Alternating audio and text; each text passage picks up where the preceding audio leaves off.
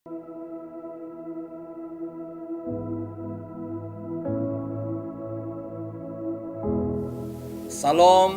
salam sejahtera, salam kasih. Bertemu kita kembali di dalam Seven Spirit Series ataupun 7 Roh Allah Series. Hari ini kita akan belajar tentang roh yang ketiga, yaitu roh pengertian. Mari kita lihat dalam Yesaya 11 ayat yang kedua. Roh Tuhan akan diam padanya, roh kebijaksanaan dan pengertian, roh nasihat dan keperkasaan, roh pengetahuan dan takut kepada Tuhan. Apakah roh pengertian? Apakah spirit of understanding ini? Nah, roh pengertian adalah kemampuan untuk memahami berdasarkan hikmah dan bukan fakta. Orang yang mempunyai roh kepengertian boleh membuat pilihan bukan hanya berdasarkan fakta, tetapi pilihan yang benar berdasarkan kebenaran firman Tuhan.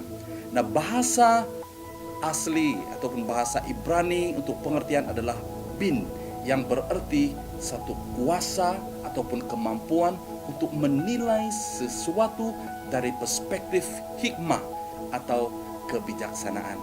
Pengertian ini datang dari Tuhan melalui Roh Kudus. Haleluya. Kita lihat dalam Amsal bab yang kedua ayat yang ke-6. Karena Tuhan sajalah yang mengurniakan hikmah, dan daripada mulutnya lah datang pengetahuan serta pengertian. Nah, mengapakah kita perlu roh pengertian ini dalam kehidupan kita? Yang pertama, saudara, roh pengertian akan menjaga dan melepaskan kita dari cengkeman, kejahatan, dan tipu muslihat. Kita lihat dalam Amsal 2 ayat 11 dan 12. Budi bicara menjadi pengawas kamu, dan pengertian akan menjaga kamu, untuk melepaskan kamu daripada cengkraman kejahatan dan daripada orang yang mengucapkan tipu muslihat. Saudara dan saudari, setiap hari kita berhadapan dengan kejahatan. Kita berhadapan dengan tipu muslihat si iblis. Tipu muslihat si iblis sangat licik dan sangat halus. Dengan kekuatan kemampuan kita sebagai manusia, kita tidak boleh terlari daripada tipu daya iblis. Maka dengan itu kita perlukan roh pengertian supaya kita terlepas daripada cengkraman kejahatan. Yang kedua, mengapa kita perlukan roh pengertian adalah untuk mendapat kebahagiaan. Di dalam Amsal 3 ayat yang ke-14 berkata, betapa bahagialah orang yang mendapat hikmah dan orang yang memperoleh pengertian, karena labanya lebih besar daripada keuntungan perak dan hasilnya lebih berharga daripada emas. Apa yang membuat kita bahagia? Kebahagiaan sejati tidak boleh diperolehi dengan uang ringgit, emas, perak. Kebahagiaan sejati juga tidak boleh dinikmati daripada makanan yang sedap ataupun pergi bercuti di luar negara ataupun pangkat, kedudukan dan sebagainya. Tapi firman Tuhan jelas hari ini, kita memerlukan roh pengertian untuk kita mendapat kebahagiaan di dalam Tuhan. Yang ketiga, saudara, mengapa kita perlukan roh pengertian? Yaitu supaya kita memperoleh ketenangan jiwa. Haleluya. Nah, di dalam Amsal 17 ayat yang ke-27, orang yang berpengetahuan mengawal kata-katanya, dan orang berpengertian tenang jiwanya. Haleluya, saudara. Satu perkara yang sangat penting yang kita perlukan dalam kehidupan kita setiap hari adalah ketenangan jiwa. Tanpa ketenangan jiwa, saudara dan saudari, kita akan menjadi cemas, kita akan mudah gelisah, kita akan mudah takut, kita akan menjadi emosi, kita akan tertekan. Tapi saudara, bila engkau memiliki roh pengertian, firman Tuhan berkata, kita akan memperoleh ketenangan jiwa. Nah, yang terakhir, mengapa kita perlukan roh pengertian? Adalah untuk memahami keadaan masa dan tahu apa yang patut dilakukan. Dalam 1 Tawari 12 ayat yang ke-32, dari Bani Isyakar, orang yang mempunyai pengertian tentang saat-saat yang baik, sehingga mereka tahu apa yang patut diperbuat oleh bangsa Israel.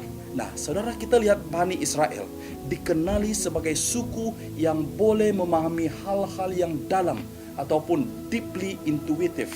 Berarti saudara, mereka mengenal kebenaran rohani. Ya, mereka tahu tentang hal-hal firman Tuhan. Nah, kita lihat kebanyakan ahli-ahli teologi pada waktu itu, saudara, dan sekolah-sekolah datang daripada Bani Isakar karena mereka mendalami kerohanian dan teologi, maka mereka dapat mempunyai pengertian. Mereka mendapat roh pengertian. Justru itu mereka dapat memahami keadaan, masa dan musim, dan tahu apa yang harus mereka lakukan. Sebagai kesimpulan, saudara dan saudari, marilah kita bertekun mencari pengertian, dan Roh Kuduslah yang akan menjadi sumber segala pengertian. Dan saya akhiri dengan firman Tuhan dalam Amsal 2 ayat yang pertama sampai ayat yang ke-6.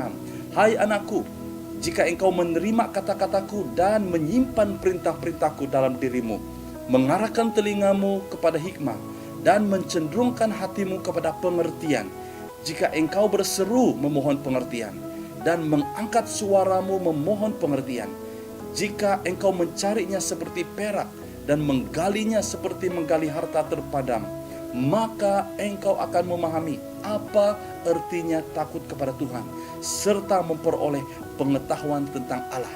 Karena Tuhan sajalah yang mengurniakan hikmah, dan daripada mulutnya lah datang pengetahuan serta pengertian. Haleluya. Mari kita tunduk kepala, kita berdoa. Bapa, kami bersyukur karena Engkaulah sumber pengertian. Kami datang kepada Engkau Tuhan, memohon roh pengertian supaya kami hidup di dalam pengertian. Kami dapat memahami dan mengerti keadaan kami, bahkan dan roh pengertian ini akan membantu kami, menolong kami untuk kami membuat pilihan-pilihan yang tepat. Bahkan roh pengertian inilah yang akan membawa kami semakin dekat di dalam rencangan Tuhan, semakin dekat dengan Bapa di surga. Terima kasih Tuhan, terima kasih Yesus. Ini doa kami, di dalam nama Tuhan Yesus kami berdoa dan bersyukur. Amin. Sekian saja renungan singkat hari ini. Kiranya renungan ini dapat menolong kita, dapat membangunkan iman kita, supaya kita sentiasa mencari roh pengertian daripada Roh Kudus. Tuhan Yesus memberkati. Stay safe, stay healthy, and stay safe.